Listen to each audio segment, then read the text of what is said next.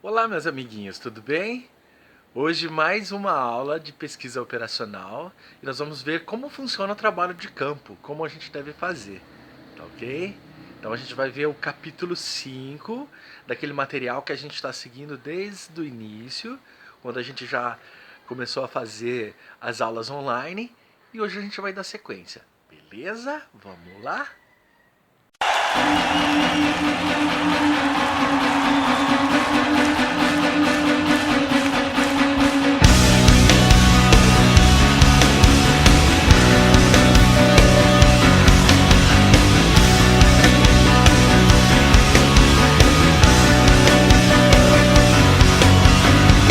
There's a story in your eyes. I can see the hurt behind your smile. For every sign I recognize, another one escapes me. Let me know. Olá, meus amigos, estamos de volta depois de uma semana bastante trabalhosa, corrigindo trabalhos, corrigindo provas, né? Puxando a orelha de todo mundo, que isso também faz parte, né? O professor também é pai professor. A gente educa, por isso que é chamado educador. Então a gente precisa pegar no pé de vocês de vez em quando, dar um puxãozinho de orelha, né? Para ficar tudo certo, tudo beleza, tá certo? Hoje a gente vai trabalhar aquela parte número 5 daquele material que a gente vem desenvolvendo, tá? Que é a preparação para o trabalho de campo. Então dá uma olhada na nossa capa para você ver. Tá? Pesquisa operacional, né, sexto e sétimo períodos. Dentro da pesquisa mercadológica, preparação para o trabalho de campo. E essa preparação para o trabalho de campo é quando a gente já está indo à pesquisa de fato, que a gente já está buscando dados para a gente poder formalizar a nossa pesquisa. Aí, a partir desse tratamento, a partir de buscar, fazer essa preparação e buscar os dados, a gente vai trabalhar esses dados para que obtenhamos informações para a nossa pesquisa, beleza? Então, esse aí é o slide. Eu inicio falando sobre os objetivos dessa aula. Veja. Nesta unidade, você entenderá a etapa de pré-execução do trabalho de pesquisa, que consiste na preparação da saída de campo para coletar os dados necessários para a realização da pesquisa. Ok? O meu cenário não está muito claro hoje, em vista do céu estar um pouco nublado, né? E as luzes que eu tenho aqui não são focos, né? Não são canhões, também não é nenhum spotlight para poder. Então é gravado em casa, a gente tem interferências, barulho de carro, de cachorro, e hoje os gatos estão que estão, correndo para todo lado fazendo arte. Né? Então essas interferências aí são normais, tá ok? E assim a gente não vai perder tempo, nós vamos mandar ver nessa aula aqui, que a gente tem bastante slide para passar, muitas informações hiper mega importantes para vocês. Tá? E nas próximas aulas a gente vai concluir esse material, que é um material lindo, com muitas informações, com muitas citações, opiniões de vários autores. E aí, conforme eu vou passando os slides para vocês aqui, eu vou citando quem são esses autores e o que eles falaram. Beleza? Bom, então, dá uma olhadinha nessa aí.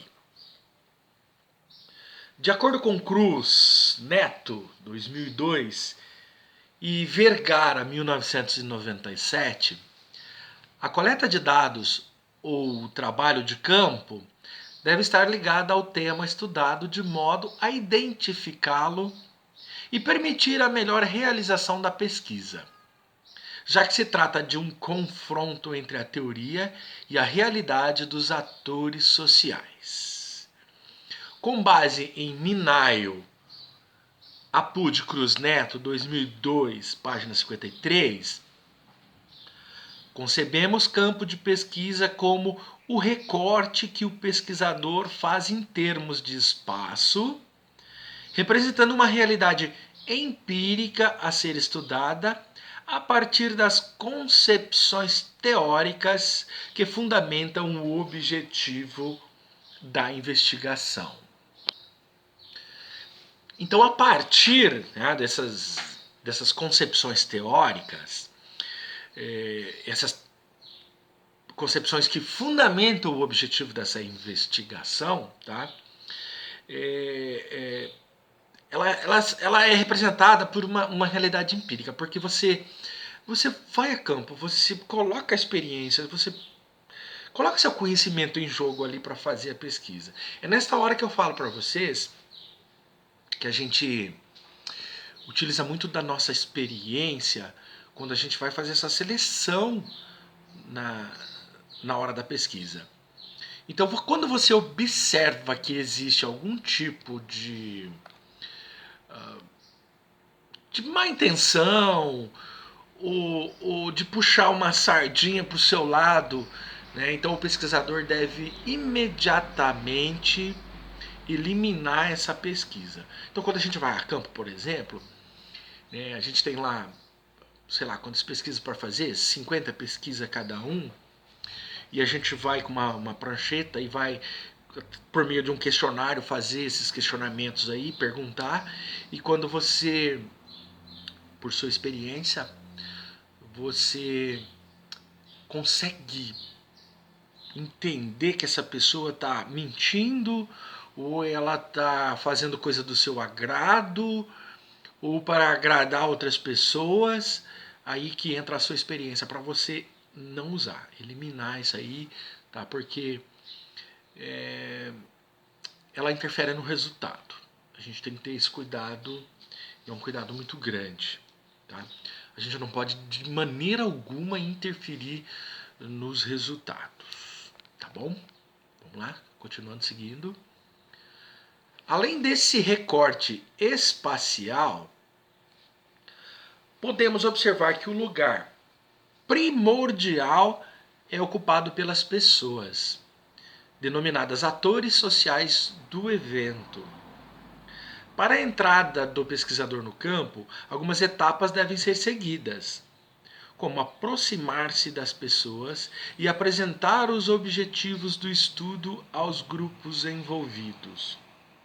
Compreender que o campo é uma possibilidade de novas revelações e também que é vital considerar a base teórica, já que o fenômeno não é autoexplicativo. E aí eu volto chamando a atenção para o cuidado que a gente tem que ter, né? Porque nós vamos passar por algumas possibilidades de descobertas, né? Vão ser novas revelações. E às vezes a gente se deslumbra com algumas revelações. Eu vou dar um exemplo para vocês. Quando eu fui fazer a minha pesquisa de campo, desse trabalho que a gente está desenvolvendo do trânsito aqui em Maringá, eu tinha em mente que aquelas infrações que a gente estava coletando lá, que é acionar o dispositivo de seta, ele estaria aí por volta de 5 a 8% dos motoristas, né, naquela etapa.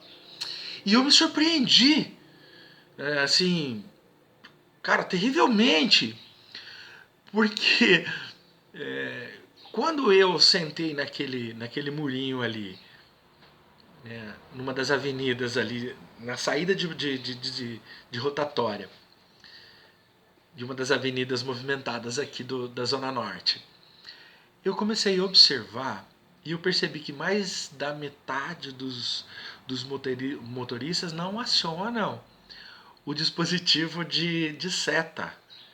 Eu fiquei impressionado, né? Mais de 50% deles não acionaram a seta. Além de a gente observar pessoas no celular, animais dentro dos veículos, criança solta, outro absurdo, né? Outro absurdo.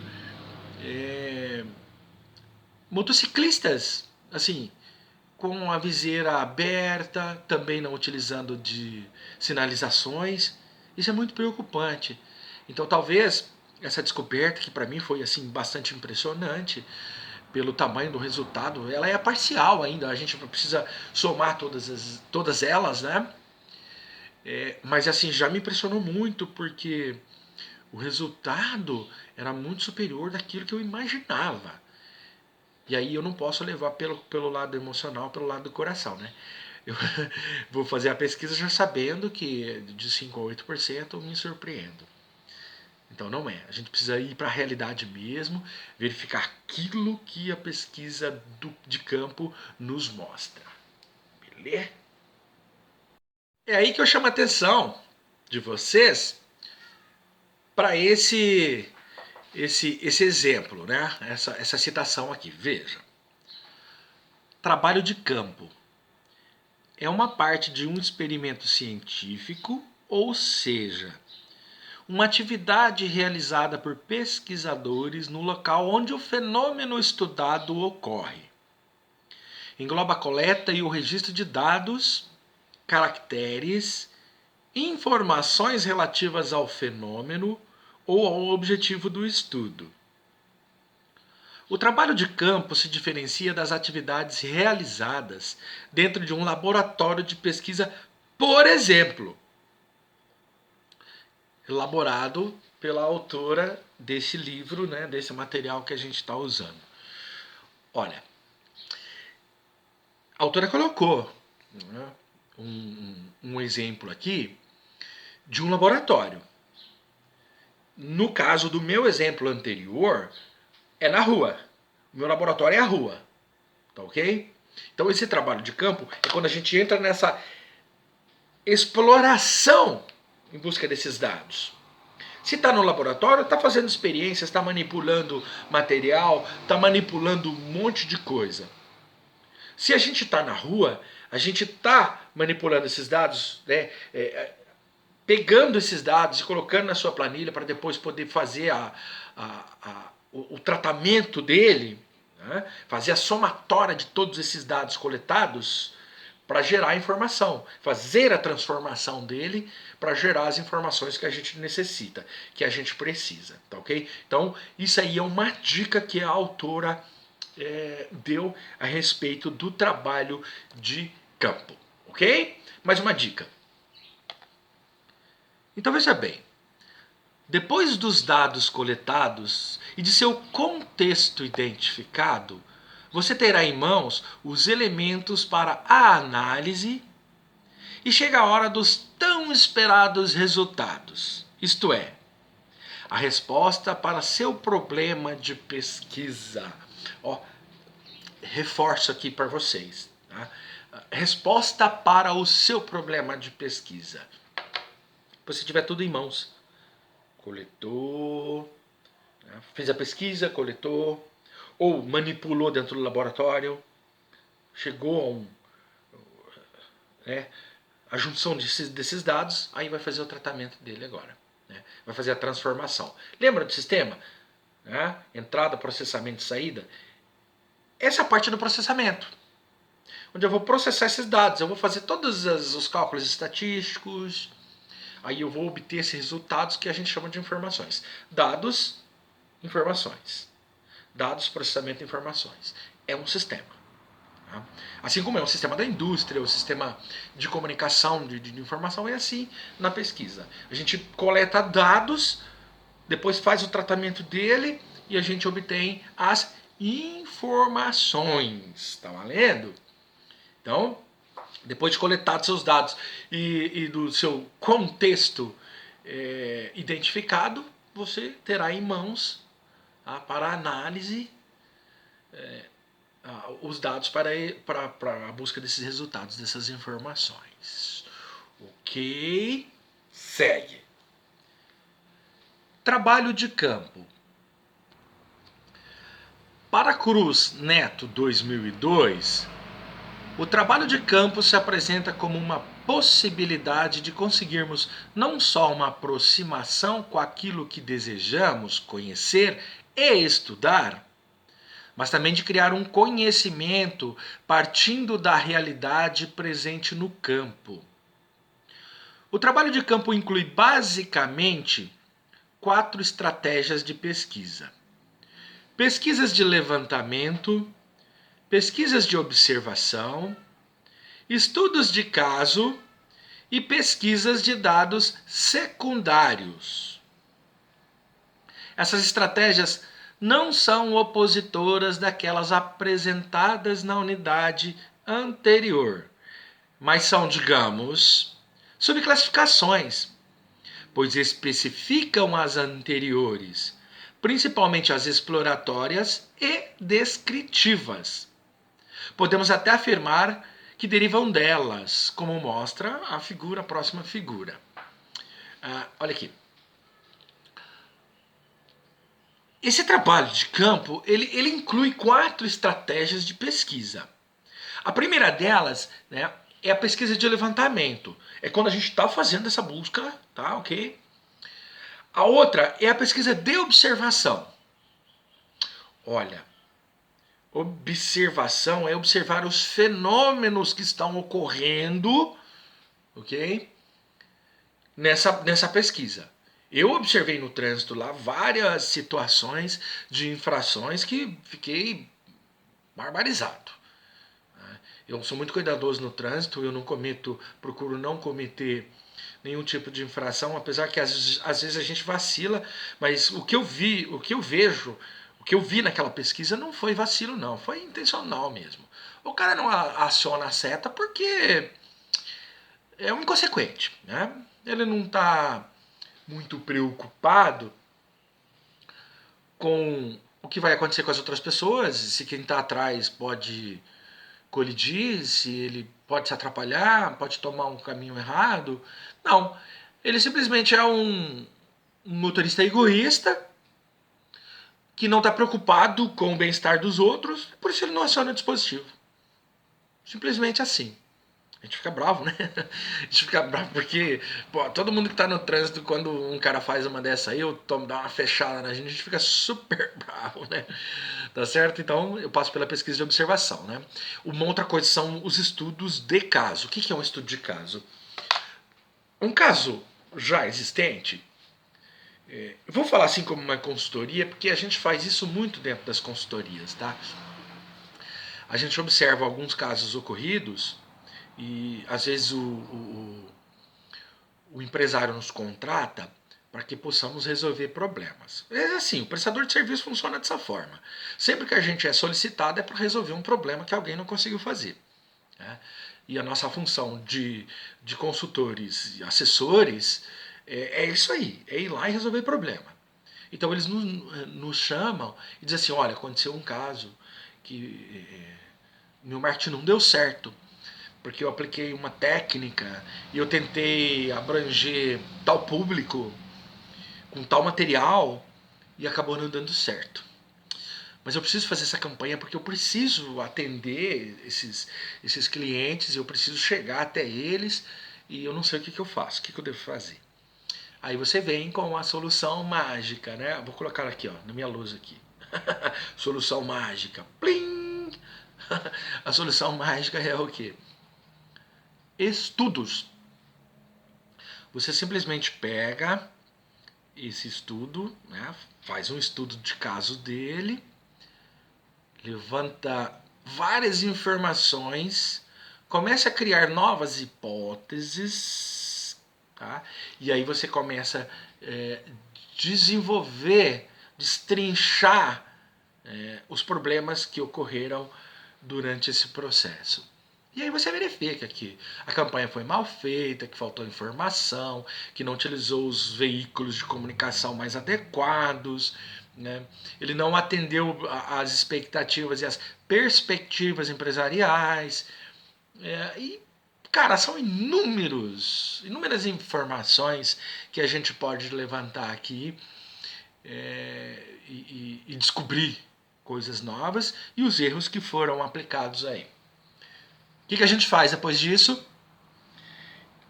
Serve de base, esses erros serão corrigidos e será criada uma nova estratégia de comunicação então. O que a gente faz? Um novo planejamento.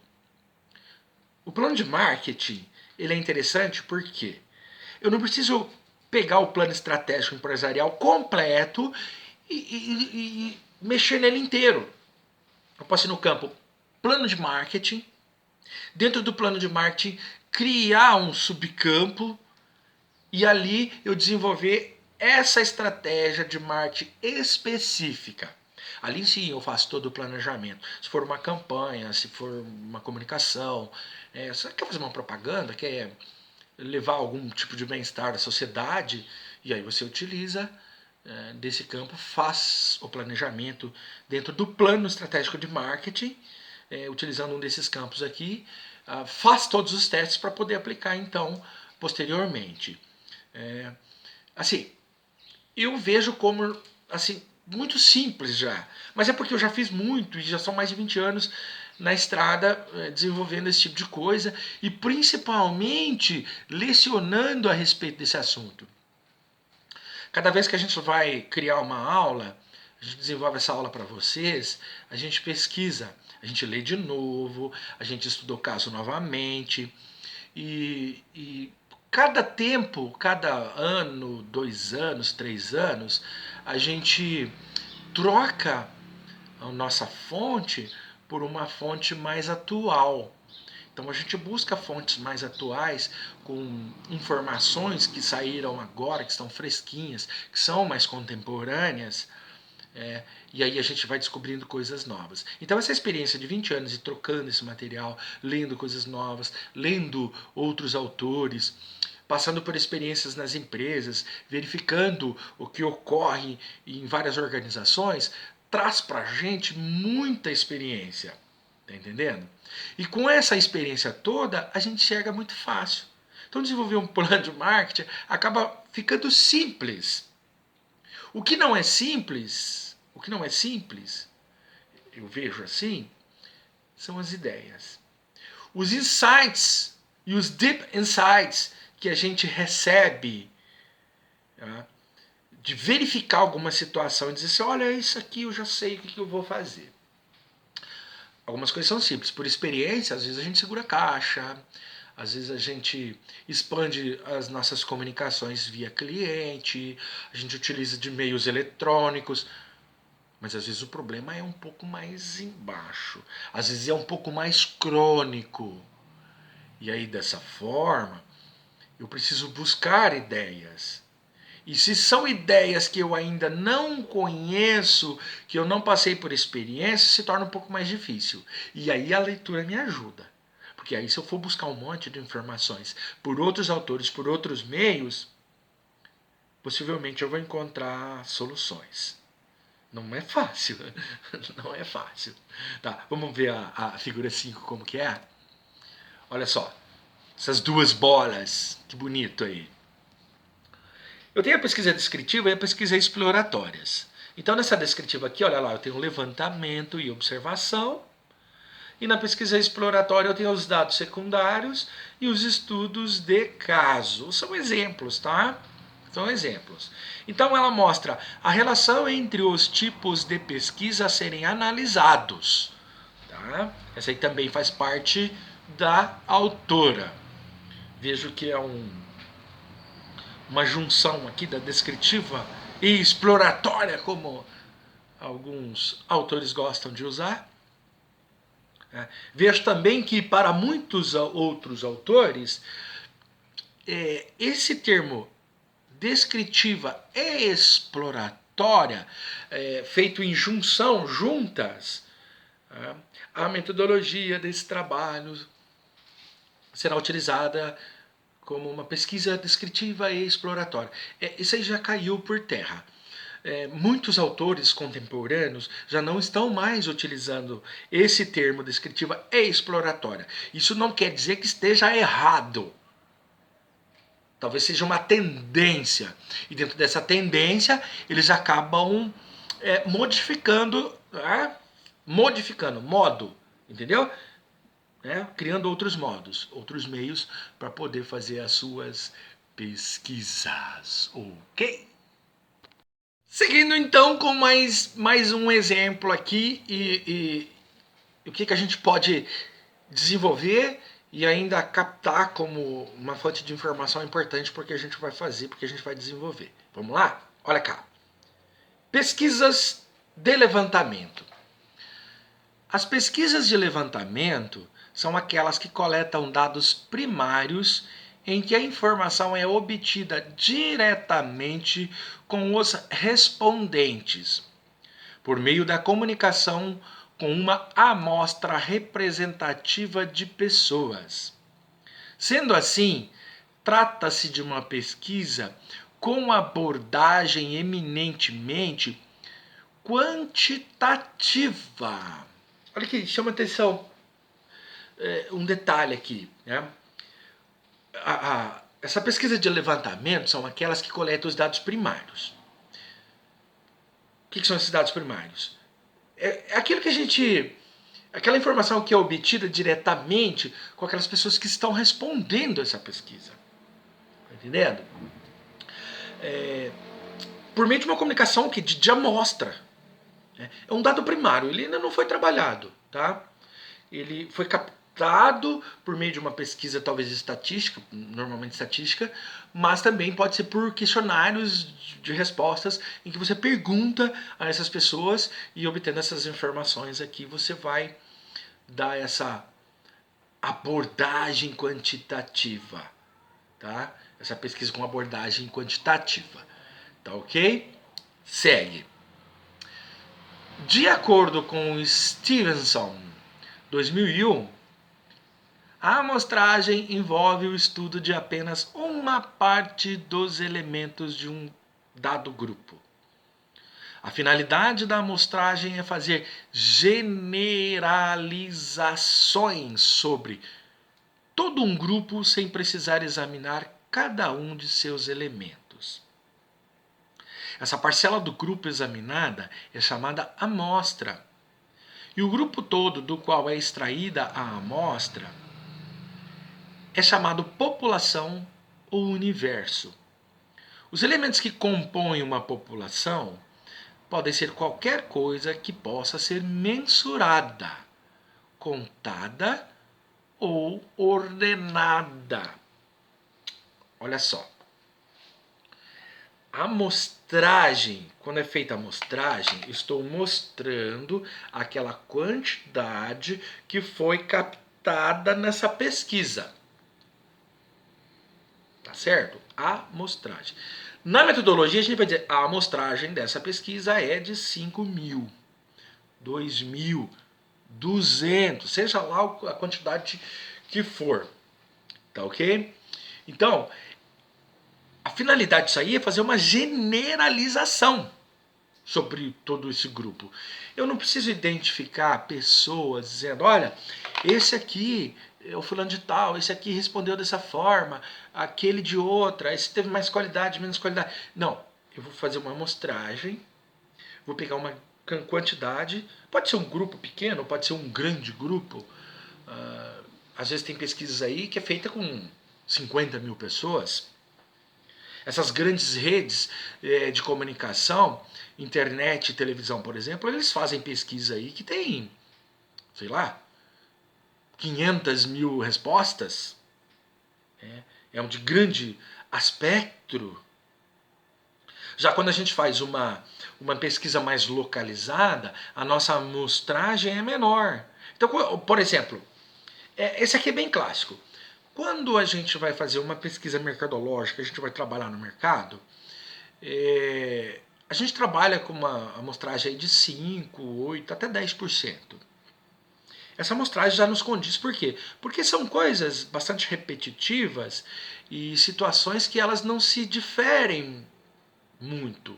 Você não vê tanta diferenciação ou extrema diferenciação. Uma de um lado, outra do outro, extremamente assim. Já as pesquisas específicas, aí sim eu tenho que trabalhar essa diferenciação, porque ela vai me mostrar dois rumos, né? Um norte e um sul, um leste ou um oeste. Enquanto a amostragem ela vai me fazer isso aí. Tanto é que vocês podem ver o Datafolha, o Ibope, essas grandes agências de pesquisas, quando elas vão fazer pesquisa eleitoral, por exemplo, A amostragem deles é de 1 a 2% da população em determinadas regiões. Quando existe uma pesquisa mais localizada, que é uma pesquisa para o candidato à prefeitura da cidade, por exemplo, a amostragem é um pouco maior. Por quê? Porque os seus limites, as suas fronteiras, elas são limitadas, elas são pequenas. Então eu consigo fazer uma pesquisa. Olha, Maringá tem 400 mil habitantes. Se eu fizer uma pesquisa com 40 mil pessoas, são 10%. Com 4 mil pessoas é 1%. 4 mil pessoas respondendo uma questão eleitoral, eu posso ter já um resultado assim muito aproximado. Enquanto no mercado, quando eu estiver tratando tendências, aí a amostragem será muito menor em quantidade. Então eu posso dizer assim, olha, foi pesquisado 20 pessoas que por essa tendência de comportamento, elas nos respondeu tal resposta. Agora, eu preciso de uma pesquisa de massa, uma pesquisa eleitoreira ou eleitoral, por exemplo. Então eu preciso fazer uma amostragem grande, uma grande quantidade. Mas dentro desse universo que nós falamos ali, dentro dessa população, 400 mil habitantes, 1% é 4 mil. 4 mil. É uma pesquisa grande, mas uma amostragem pequena. Veja que é 1% só. A probabilidade de erro aí é de 5% para cima, 5% para baixo. Agora, eu tenho que tomar muito cuidado com as tendências. Por quê? Nós temos candidatos que são candidatos elitizados, que têm a maior parte dos votos da parte central da cidade. E nós temos aqueles outros candidatos que são mais de periferia. Os candidatos mais populares, os candidatos que trabalham para o povão, vamos dizer assim. Então, se eu não mesclar essa pesquisa saindo do regional, eu vou fazer, olha só, eu vou fazer 4 mil, 1%. Vamos colocar 5 mil, que aí eu coloco 5 regiões. Então eu faço o quê? 1.000 na região central, 1.000 na norte, sul, leste e oeste. Eu peguei todas as radiais da cidade, mais a parte central. Eu vou ter uma resposta melhor. Um resultado melhor do que se eu fizer só na zona norte, só na zona sul ou só no centro. Que aí eu vou ter o candidato elitizado para isso. Tá entendendo? Então, meus amigos, é assim que funciona, tá? A amostragem, ela precisa ser preparada, ela precisa ser planejada para que a gente possa atingir esse público. Porque se eu estiver fazendo uma pesquisa de um produto elitizado, muito caro, e eu quero obter informações a respeito do desempenho, né, desse produto, não vai ser na periferia que eu vou conseguir. Né? Eu tenho que ir mais para a região central. Mas se eu estou fazendo uma pesquisa de um produto bastante popular, um produto que está muito em uso por várias pessoas, uma população enorme utilizando, aí eu preciso ir para a periferia. Eu vou fazer uma mescla com a parte central. Tá ok? Então é assim que eu faço, que eu devo tomar bastante cuidado, tá? Bastante cuidado. Então, quando a gente vai descrever nesse levantamento a amostragem, dentro da amostragem eu preciso detalhar o que é a minha população, o que é o meu universo dessa amostragem.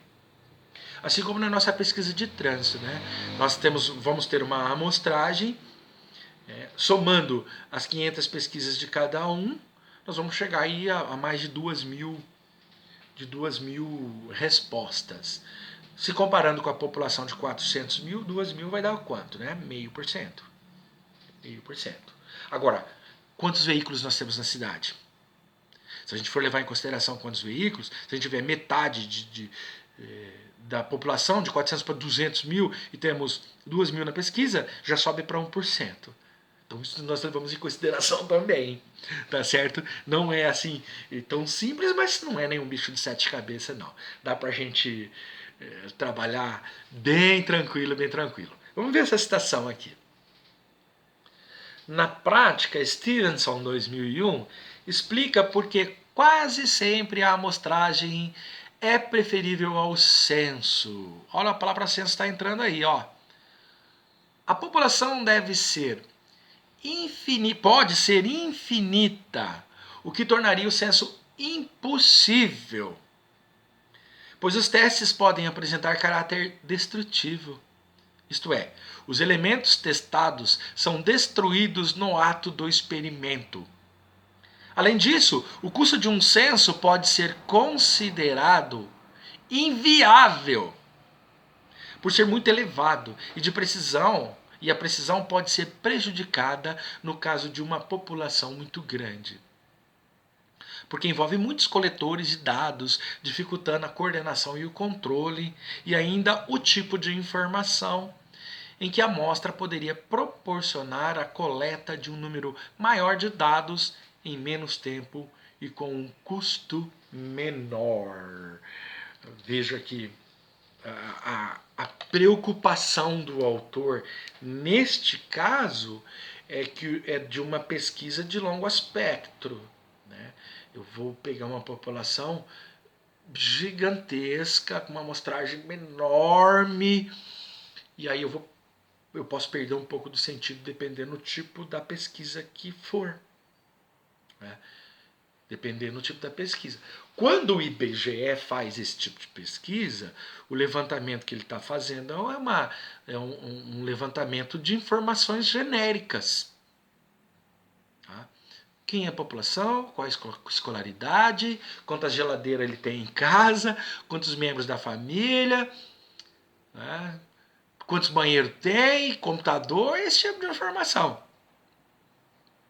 Aí eles pesquisam o quê? O Brasil inteiro, uma amostragem fantástica. Agora, se eu estou aqui em Maringá, vou fazer uma pesquisa de campo. Aí vou colocar uma aspa aqui, de campo. Vou lá buscar informações para eu poder desenvolver uma estratégia mercadológica.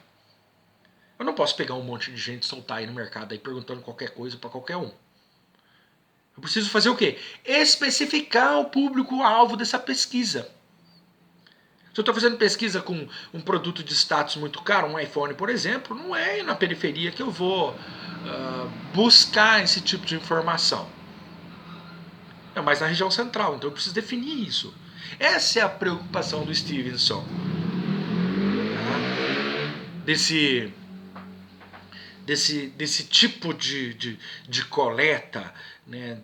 Fazer essa variação com o público mais adequado para o tipo de pesquisa. Então, cuidado. Né?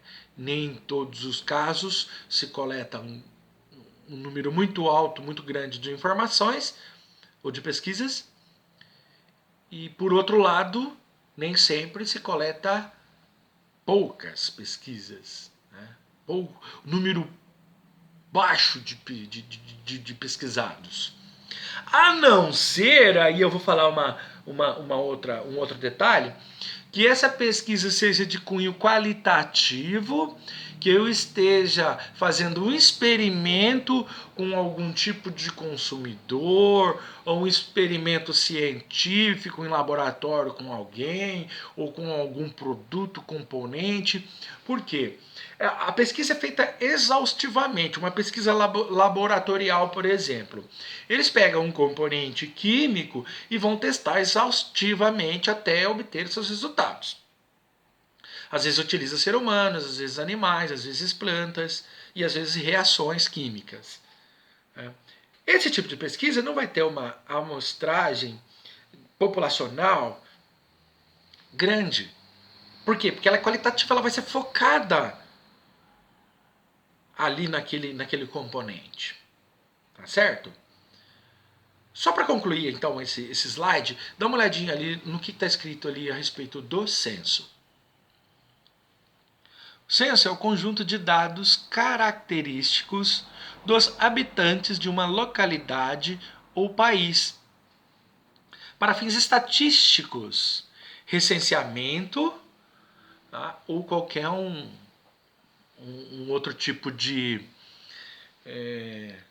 qualquer um outro tipo de fonte, tá bom? Então o censo ele serve para isso. Tanto é que quando vem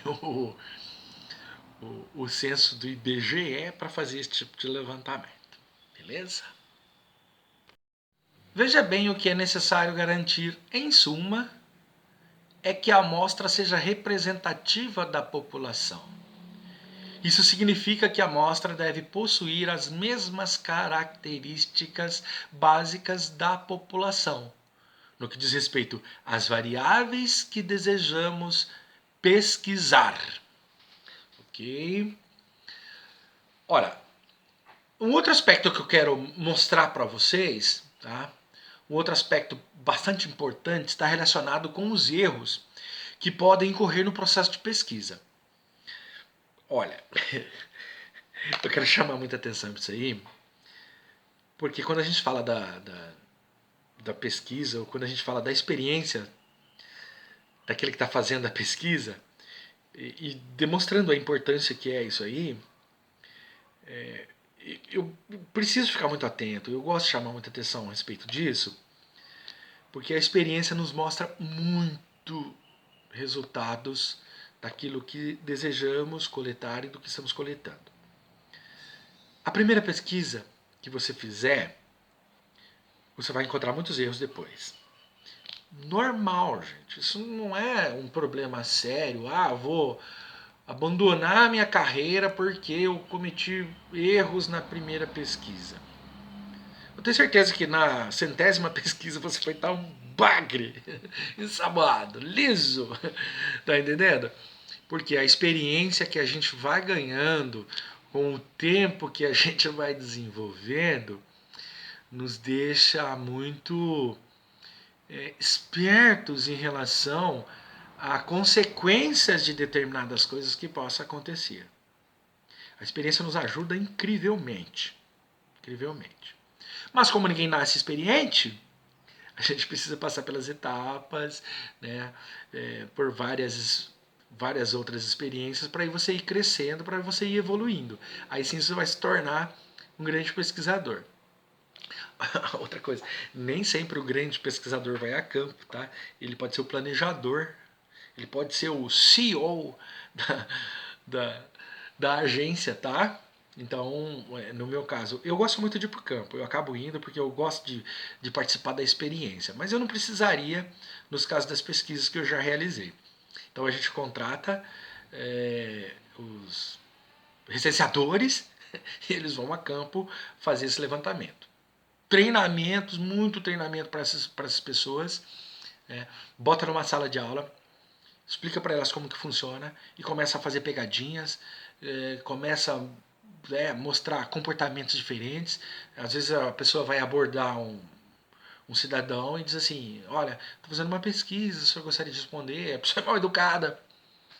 Ou a pessoa é muito agradável, te atende gentilmente. Então tem uma porção de coisas nesse sentido que pode ocorrer. E com o treinamento a gente consegue eliminar grande parte desses problemas e fazer com que o pesquisador ele consiga se sobressair de algumas situações, tá bom? Então eu quero chamar a atenção para vocês nesse slide que eu vou colocar agora, para que vocês possam verificar nesse fluxograma o que pode acontecer. Veja, eu tenho aqui do lado esquerdo um erro total. Erro total. Aí é quando o negócio saiu totalmente equivocado, né? Tivemos um problema na totalidade. Então ele deriva o quê? O erro aleatório de amostragem, tá bom? E o erro sistemático, que é o viés. Ok? Esses dois erros, o aleatório e o sistemático, eles já conseguem, a gente já consegue verificar que ele é derivado de outros erros, do erro do respondente e do erro do administrativo, ok? O que é o erro administrativo? O que deriva ele? É o erro do processamento de dados, no caso, quando eu junto todos esses dados, me equivoco na resposta, na hora de contar, na hora de fazer as multiplicações, né? É o chamado erro estatístico. E o processo é errado, eu conto errado. Ou eu utilizo uma fórmula e erro na fórmula. Tá? Ou eu coloco uma fórmula errada no Excel e vou jogando informações e ele vai me dar vou jogando dados e vai me dar uma informação errada lá no final. Ok? Cuidado que eu tenho que ter com essa questão estatística aqui. Tá? É o erro de processamento de dados. O outro erro é o erro da seleção da amostra. Eu expliquei anteriormente que a gente pode errar isso aí buscando público. Tá? Se eu tenho uma pesquisa de status elevado, eu busco o público da periferia. Então esse é um tipo de erro de seleção da amostra. Tá? Então eu erro na amostragem. E essa amostragem eu levo em consideração também a quantidade, tá? Veja que a nossa pesquisa de trânsito, que vai abordar 0,5% da população ou 1% dos veículos da cidade, é uma amostragem que é consideravelmente tranquila, vai me mostrar resultados que se eu fizesse com 50% não teria uma variação, né, uma variabilidade. Então nesse caso aqui eu estou bem tranquilo. Tá? Outra coisa é o erro do entrevistador. Aqui neste caso entra em consideração a pesquisa qualitativa também, não só a estatística, porque o erro do entrevistador pode ser na abordagem, pode ser na explicação, ou qualquer coisa que ele venha falar que possa desagradar aquela pessoa que está sendo entrevistada. E o erro também pode ser não só na abordagem, mas também na hora de assinalar na planilha. No nosso caso, a pesquisa que nós fizemos de campo de trânsito, eu poderia, em vez de assinalar o dispositivo seta, ter assinalado o dispositivo, o cinto de segurança. Né? Então é um erro que eu posso cometer, o erro que o entrevistador pode cometer. E por último, a fraude do entrevistador. Isso pode acontecer e já aconteceu várias vezes comigo quando eu estive liderando pesquisas de ver fraudes. Ocorre assim. Isso pode acontecer na nossa turma também, viu, pessoal? Alguém ir para pesquisa de campo lá do trânsito nosso e dizer assim, cara, eu não vou para a rua não, eu mesmo vou fazer isso aqui. Aí ele imagina um resultado, vai lá, assinala, né, e depois traz para a sala de aula para a gente colocar no nosso projeto aquele resultado. Aí o professor, que é muito experiente, vai verificar que de 10 pesquisadores, 9 apresentaram um resultado semelhante e esse 10%, apresentou um resultado totalmente distorcido dos outros 9. Aí entra uma coisa que chama-se validação. Então ela não mostra uma validação positiva porque ele distorce dos resultados que são resultados pré-existentes. O que devemos fazer? O corte. A gente elimina essa pesquisa, porque ela vai distorcer e vai dar um resultado errado. Então, isso é chamado fraude do entrevistador. Em uma outra ocasião, eu falei para vocês que eu fiz uma pesquisa para uma associação comercial industrial lá no Mato Grosso, em que eles queriam medir a preferência dos consumidores, da população da cidade em relação a determinados comércios. Então fizeram lá qual é o melhor açougue, qual é o melhor mercado, qual é o melhor lanchonete, o melhor restaurante e tal. E numa dessas respostas aí houve uma pet shop em que nem era sócio da associação comercial, e por uma entrevistadora ela obteve 100% da preferência do seu público. Aí, com a minha experiência, eu peguei, observei e disse o seguinte, olha, 2 hipóteses, e eu vou levar em consideração as 2 hipóteses. Primeiro, ela trabalha na loja e ela fez essa pesquisa com os clientes da loja. A pessoa entrou para comprar e ela disse, eu estou fazendo uma pesquisa da faculdade aqui, você pode me responder qual é a sua loja pet shop de preferência? E aí as pessoas, claro, estão lá dentro, responderam isso para ela positivamente. Né? Segunda coisa, ela fraudou puxando, vou usar o termo, né, puxar sardinha para sua panela, para o seu prato, né? Porque é mais conveniente para ela, não precisou ir a campo, e aí ela abriu um parênteses dentro da pesquisa dizendo, olha, das pesquisas que foram realizadas, as pessoas responderam a loja que não está na lista da associação comercial. Né? Então essa pesquisa foi retirada, não levei em consideração. Estatisticamente ela não entrou nos resultados, não foi nem processada, tá? Foi uma fraude mesmo. Né? Olha lá, então.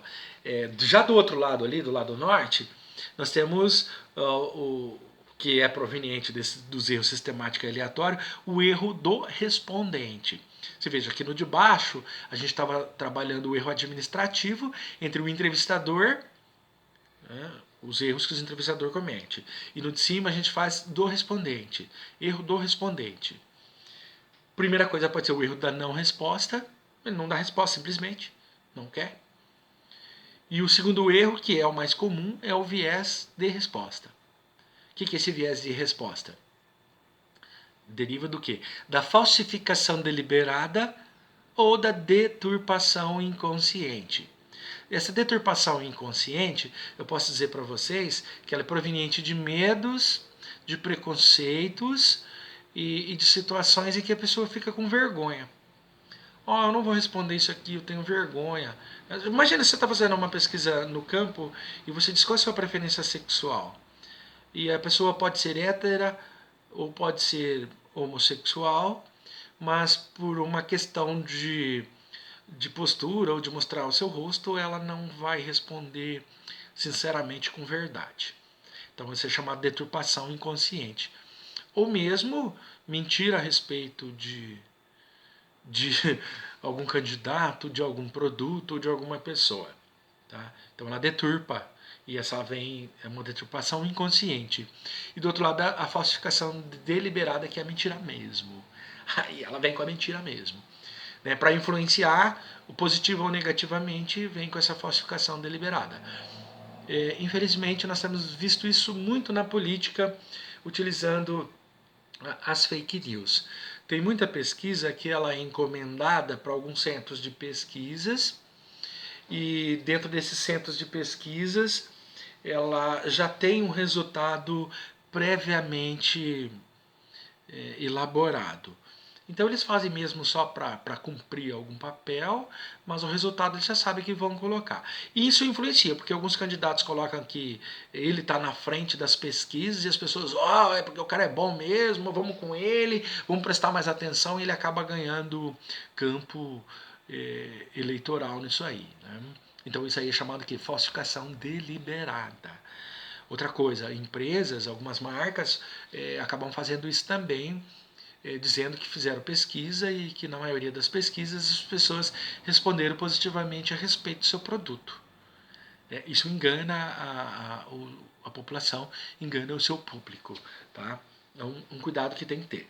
E muitas pesquisas que a gente vai ver disso aí é comum. Infelizmente é comum. Tá?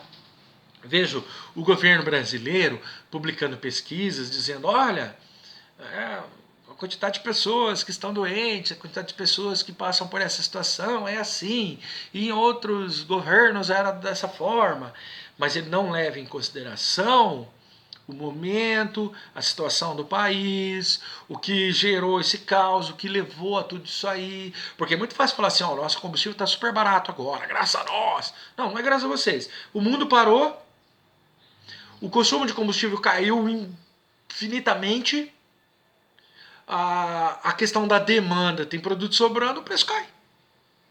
Então o preço do petróleo diminuiu mais de 60%, chegou nas nossas refinarias e esse 60% aí refletiu em 30% do preço do combustível abaixo. Então eu não posso fazer uma pesquisa dizendo a pesquisa mostra que o nosso governo é muito melhor no preço do combustível. Eu dei um exemplo do governo, tá, gente? Eu posso falar qualquer coisa aí, prefeitura, governo do estado, qualquer um outro. Tá? Mas eles utilizam, eles deturpam, né, a informação, não fazem a pesquisa de modo como deveria ser feita, né, e falsifica deliberadamente os resultados. Beleza? Seguindo. Quanto aos erros administrativos oriundos da equipe de pesquisa, podemos citar os erros no processamento desses dados, ou seja, na sistematização e na tabulação para posterior análise. Os erros na seleção da amostra em si, os erros advindos do entrevistador, quando ele muda a maneira de fazer a pergunta ou provoca outra situação que possa incorrer em erros nos resultados ou ainda a fraude do entrevistador. Quando ele forja questionários respondidos ou quando assinala pelo respondente ou qualquer outra forma de fraude. Seguindo, cuidado, pois esses erros podem originar outros tantos, por isso podem ser evitados caso o planejamento da pesquisa seja bem realizado e a pesquisa seja conduzida com total atenção e cuidado. É muito importante conhecer as possibilidades de erro, pois sua ocorrência pode invalidar todo o resultado da pesquisa.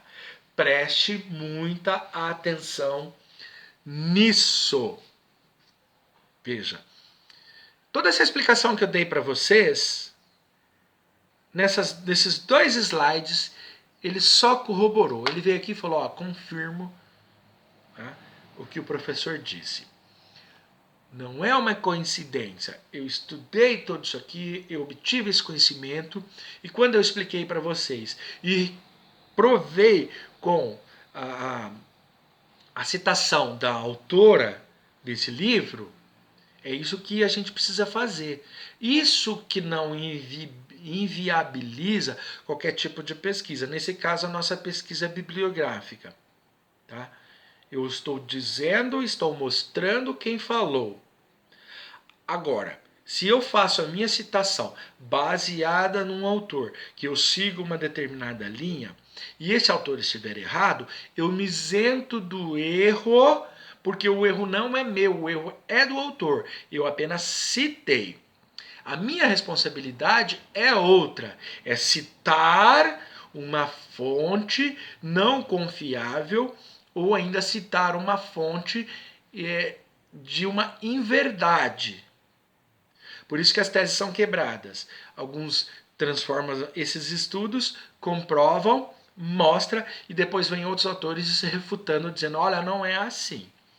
Porque uma pesquisa um pouco melhor elaborada, mais levantada em informações, nos mostra um resultado diferente.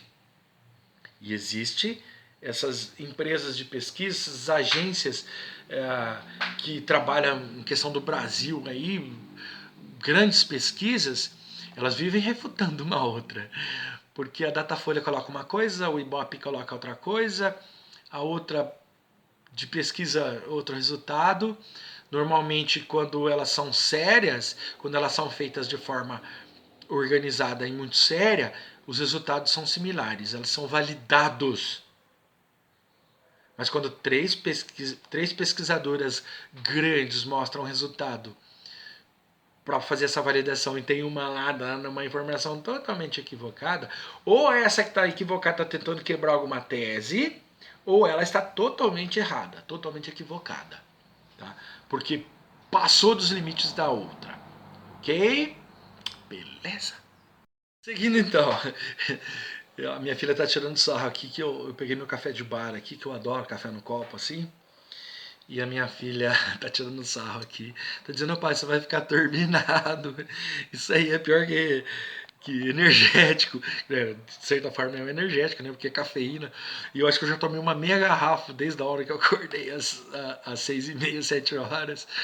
E eu vim pra cá pra gravar, né? Mas isso aí faz parte, cara. De manhã é turbinado assim no 12, tá? Servidos?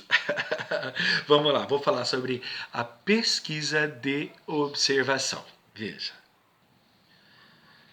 Pesquisa de observação é um processo sistemático de registro dos padrões de comportamento de pessoas, objetos e ocorrências, tal como testemunhados por Zickman 2006. Esse tipo de pesquisa é muitas vezes confundido com uma simples observação de fatos e fenômenos, mas se difere pelo caráter sistemático. A simples observação pode ser considerada uma técnica de coleta de dados, como veremos mais adiante. Aqui, nos referimos à observação como estratégia de pesquisa, com uma preocupação maior com a ligação entre as informações coletadas. A observação pode ser, segundo Zickman, não disfarçada, na qual o sujeito está consciente da presença do observador, ou disfarçada quando o sujeito não sabe que está sendo observado. Veja que o autor ele vai abordando, falando a respeito dos registros de comportamento das pessoas, de objetos ou de ocorrências, né? Então essa pesquisa de observação é aquela que a gente vai, de fato, observar. Às vezes esse toque na tela aqui, às vezes eu pauso porque tem muita interferência. O povo está se aproveitando agora nessa época de pandemia e tá absurda a quantidade de informações recorrente no, no ar. Cara, é o terceiro carro de som que passa aqui. Um arrumando panela, um vendendo não sei o que, e agora de um supermercado com carro de som aqui. É um absurdo, cara. É muita interferência, sabe? Muita poluição sonora, de fato. Mas nós não temos nada a ver com isso, vamos seguindo aqui, né? E, como eu estava dizendo, sobre comportamento de pessoas, essa observação que eu coloquei, a gente precisa observar esses fenômenos aí, o que está ocorrendo e assinalando. Veja que a nossa pesquisa de campo, essa pesquisa que nós fizemos sobre o trânsito é a observação. A gente vai observando o fenômeno, o que acontece, a gente vai assinalando. Tá? Então essa simples observação, ela é considerada uma coleta de dados. É uma simples observação. Eu vejo o que acontece e assinalo. Ela é simples, tá? Ok? E uma outra observação ali feita pelo autor em relação à pesquisa não disfarçada e a pesquisa disfarçada, tá? A disfarçada é o sujeito não sabe que está sendo observado. Vamos ver. Eu sentei lá no murinho, coloquei minha prancheta, todos os motoristas que passaram pelaquela região, eles não me viram, eles não sabiam que estavam sendo observados. Talvez, se me vissem com a planilha na mão, acionaria com medo de tomar uma multa ou de ser reconhecido, uma coisa nessa situação, né? E tem a não disfarçada, que é aquela clara. Né? Eu estou fazendo, olha, pessoal, vocês continuam trabalhando, que eu vou observar o comportamento de vocês nessa linha de produção. Aí uma não disfarçada. Tá beleza? Seguindo. Olha essa dica aí. Uma questão crítica nesse tipo de trabalho de campo é a ética. Uma vez que, se formos observar pessoas, temos que estar conscientes de que elas têm o direito de escolher se querem ser observadas e se autorizam o registro do seu comportamento. Tem gente que não quer ser observada, tem gente que não quer participar da pesquisa, então você não pode obrigar a pessoa, a não ser que seja um caso de alguma autoridade, algum juiz que mandou, e aí é um interrogatório mesmo. Fora disso aí, você não pode obrigar as pessoas a participar de uma pesquisa ou responder uma pesquisa. Tá ok? Principalmente porque ela pode te dar respostas que não são verdadeiras. Nesse caso, eu vou ter que responder? Então tá, vou responder tudo 0. Vou responder tudo 10. Então isso pode acontecer também. Ok? Seguindo. A observação também pode ser direta, em uma situação natural ou indireta, conduzida em um ambiente artificial, controlado cientificamente, que é o caso dos laboratórios, tá? O caso das agências, ok? Uma câmera também observando.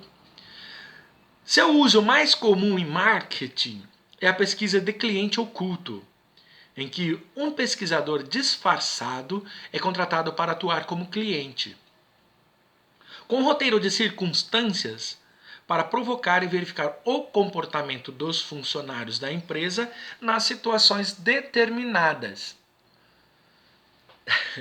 Essa história do cliente oculto eu tenho uma experiência para contar para vocês. Uma vez, num desses trabalhos de consultoria para um supermercado, a gente foi pesquisar algumas lojas, alguns outros mercados, fazer algumas verificações, né, preço, produtos, né, arrumação, várias outras coisas, né.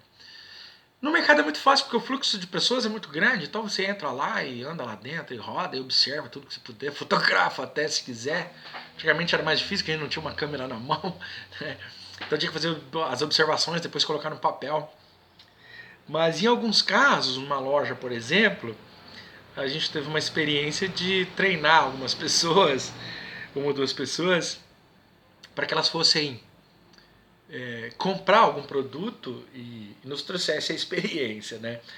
Então foi uma coisa de fato bastante interessante.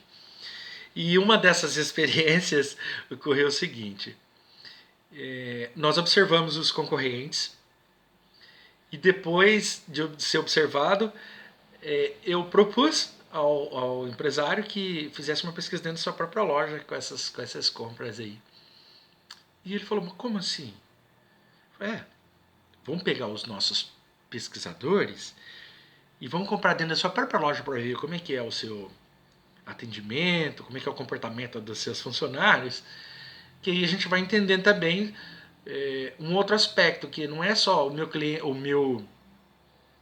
a forma que o meu concorrente está atendendo, mas a forma que eu estou atendendo. Será que as pessoas estão evitando porque o meu atendimento não é tão bom? Ou porque o atendimento do concorrente é melhor? Aí ele topou.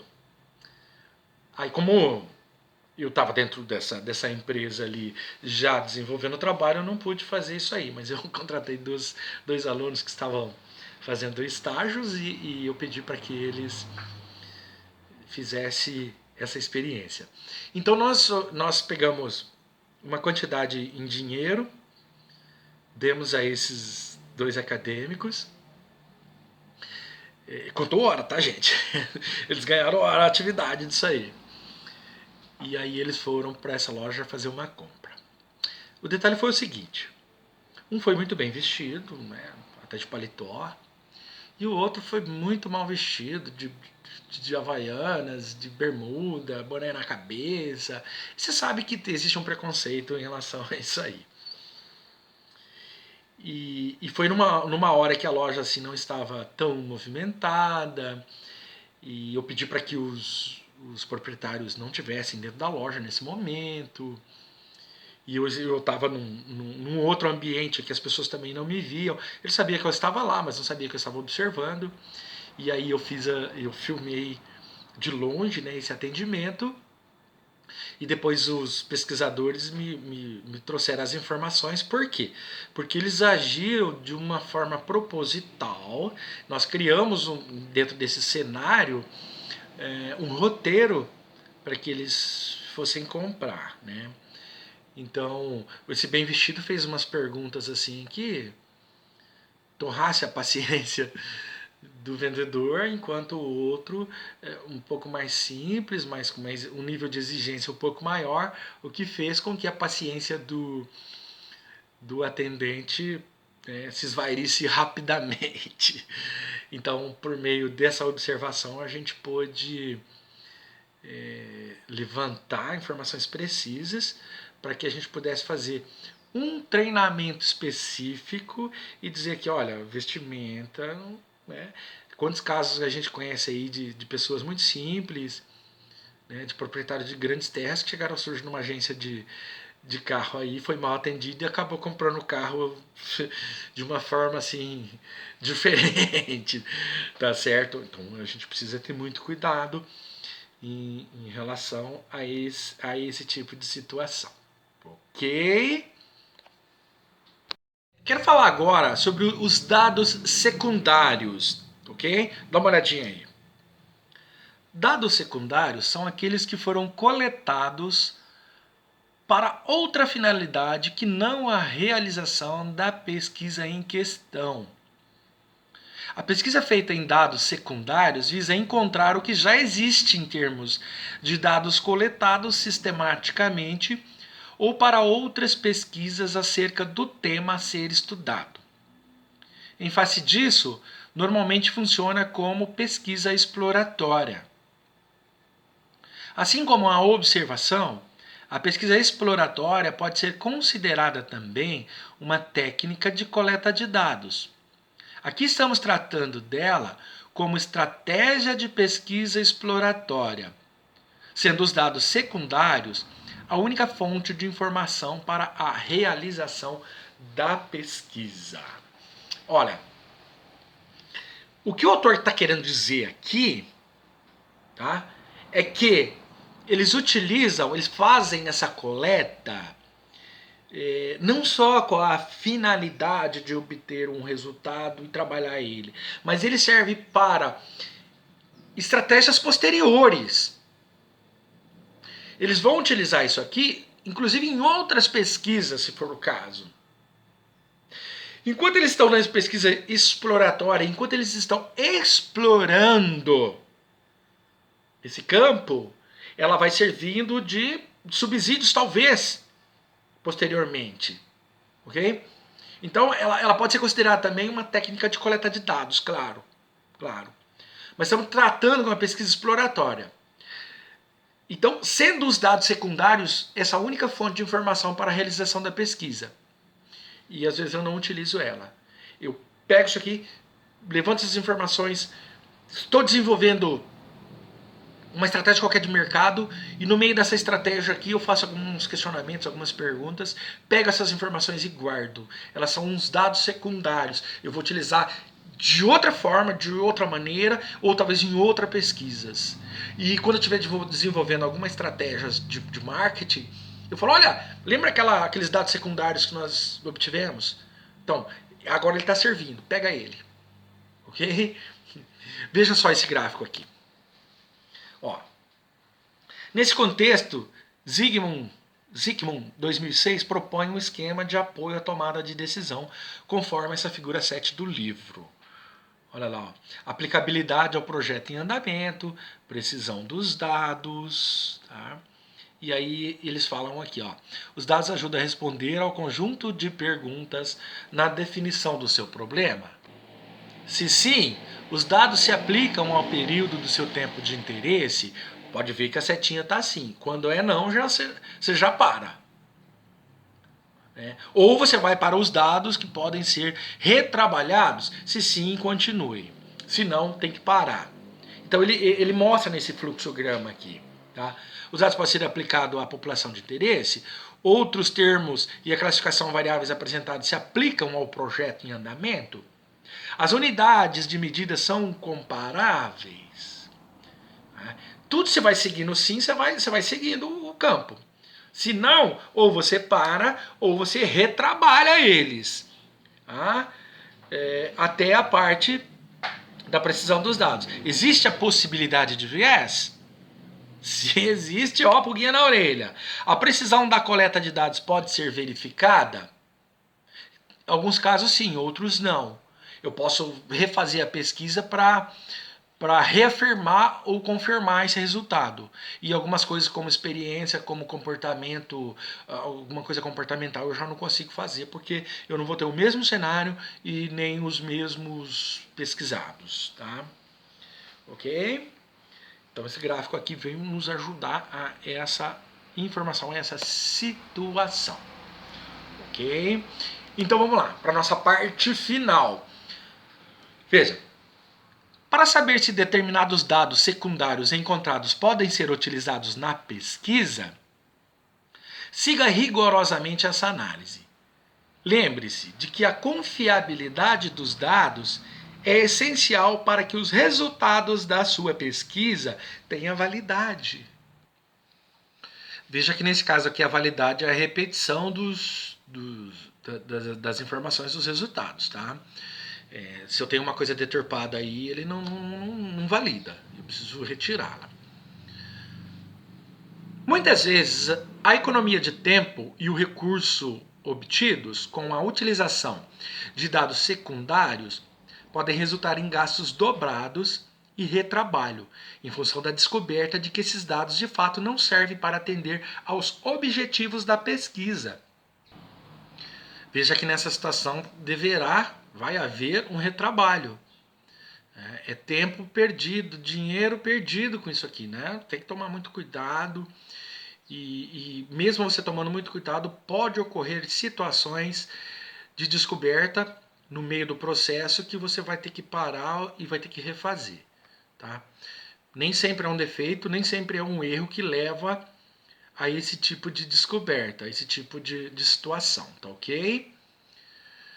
Observe que o fluxograma de decisão apresentado aqui clareia quais os critérios para a utilização de dados secundários e pode ajudar muito na realização da pesquisa. É muito importante que você tenha isso bem nítido.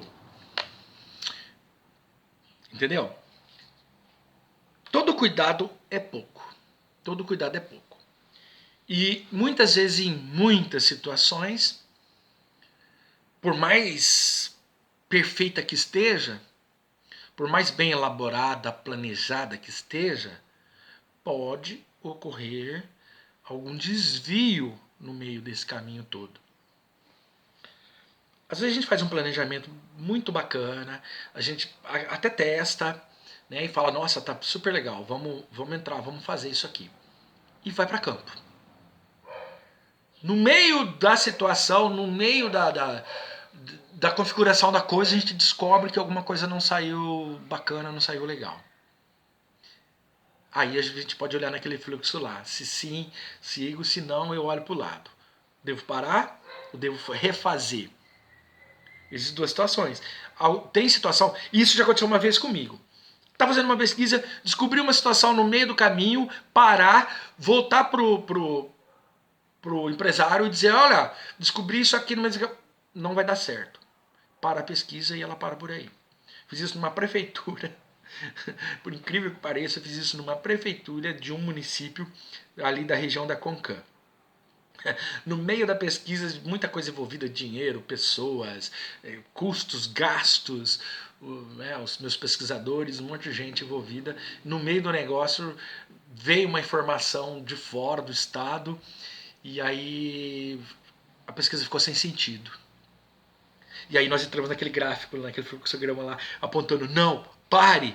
Paramos porque continuar não ia ter resultado, não ia servir para nada e a gente ia gastar mais dinheiro do que tinha gasto até aquele momento. Então o negócio é complicado, beleza? Agora vamos às conclusões, né? Essa aula foi cheia de informações, né? Uma aula até um pouco maior do que normalmente a gente faz né? Ela se estendeu um pouco, mas em função desse capítulo 5 ser um pouco estendido também, e com algumas informações precisas que eu não poderia deixar de passar para vocês, a gente acabou se alongando um pouquinho mais, tá? Mas vocês não perdem nada com isso, pelo contrário, vocês ganham, porque são informações que não poderiam passar despercebidas. Só na leitura talvez vocês não pegariam. E com as explicações eu acredito que isso vai ajudá-los, tá ok? Vamos lá à conclusão então. Veja. Para que possamos consolidar o trabalho de campo, é necessário que haja uma relação entre a fundamentação teórica e a pesquisa de campo. Pois não basta somente a técnica. É preciso que uma base teórica que forneça um quadro de referências, como indica a visão de Cardoso, Apud Cruz Neto, 2002. A resposta final ao problema de pesquisa somente virá após a finalização da pesquisa de campo. Portanto, nessa etapa do trabalho, é a fonte de todas as análises a serem realizadas, inclusive o desenvolvimento da relação teórica, empírica e histórica, teoria, empiria e história, que é a determinação do estado de arte.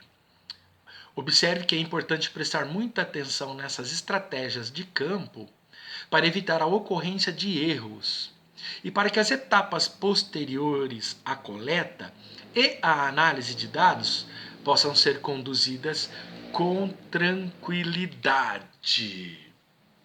Tá ok, meus amigos? Então, assim, encerramos nosso material desse capítulo 5 das nossas pesquisas científicas e mercadológicas. Eu espero que vocês tenham compreendido bem o recado. As informações que eu trouxe são todas informações publicadas por autores, né, já de muito tempo de mercado, autores renomados, inclusive, ok? E seguindo, claro, o nosso livro, seguindo o material que a gente adotou para essas aulas, tá ok? Vou passar para vocês agora as atividades da semana. Veja. Atividades da semana. Atividades de aprendizagem. Vocês vão me responder 5 questões. Primeiro, o que é o trabalho de campo? Quais as estratégias mais comuns? Olha que tem bastante exemplo que eu dei aí durante o vídeo. Se não assistiu o vídeo, não consegue responder. 2. Quais os cuidados que devemos ter na utilização de dados secundários? 3. Quais os erros que podem acontecer nas pesquisas de levantamento? Como evitá-los? 4. Qual estratégia poderá ser usada na realização da sua pesquisa? Justifique. Quinta e última. A quais erros a sua pesquisa está sujeita? Que providências podem ser tomadas para evitá-los? Evitar os erros. Olha aqui para mim. Eu estou ouvindo alguns acadêmicos, eu não posso generalizar, porque isso aí é um ou dois de cada sala que acaba falando isso aí pra gente, ou que joga no grupo, ou que comenta com as pessoas, e isso acaba chegando ao nosso conhecimento.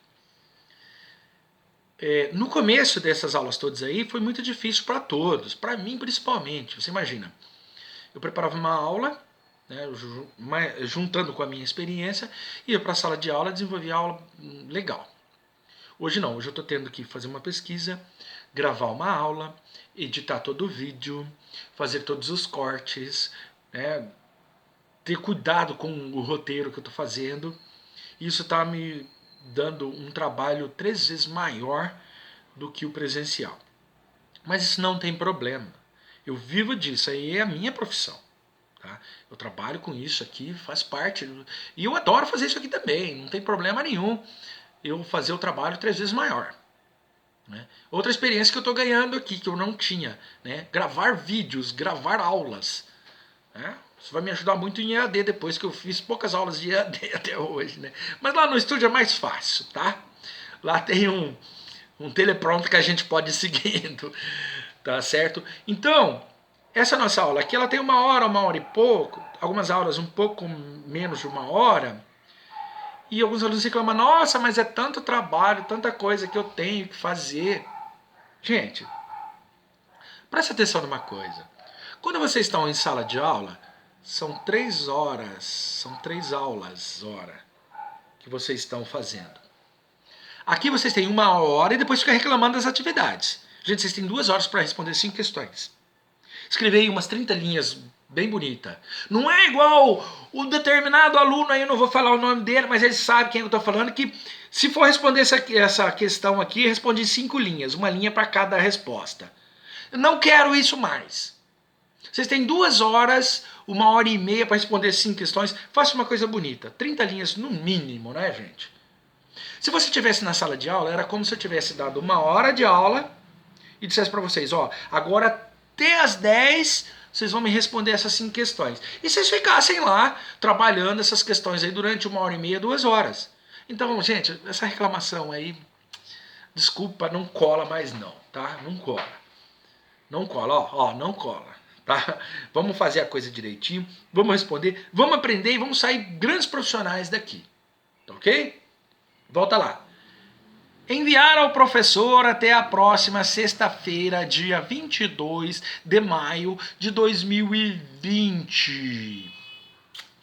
Ó, meus amores, não esqueça do Portal Ava. Eu vou puxar a orelha de vocês mais uma vez. Ontem eu enviei e-mails, mensagens no grupo, em PV, falando, pessoal, olha, eu estou lançando as notas e eu entrei no portal para registrar as presenças de vocês na participação do fórum e você não tem nenhuma participação. Ah, professor, mas eu enviei por e-mail.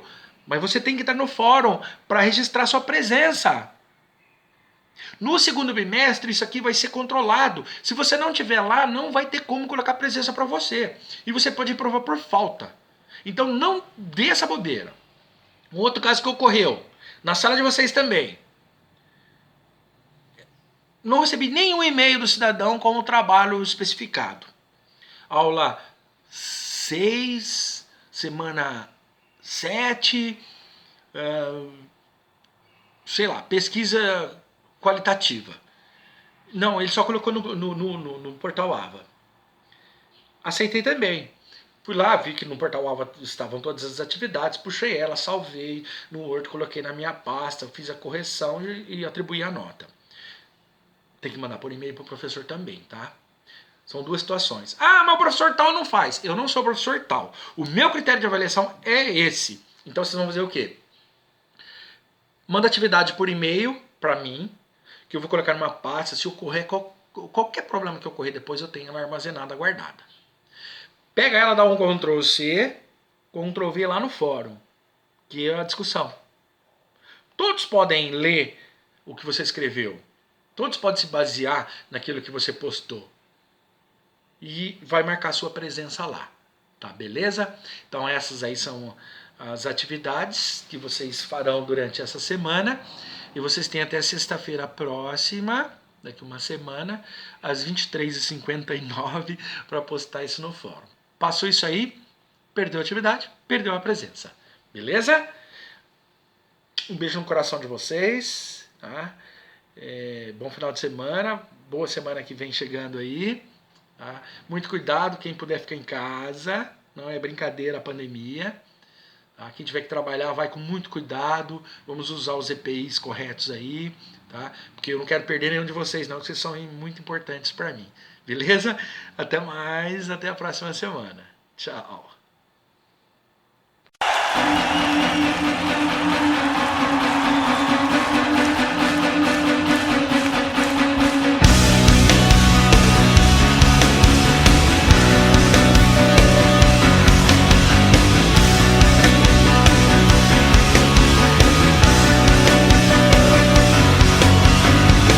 There's a story in your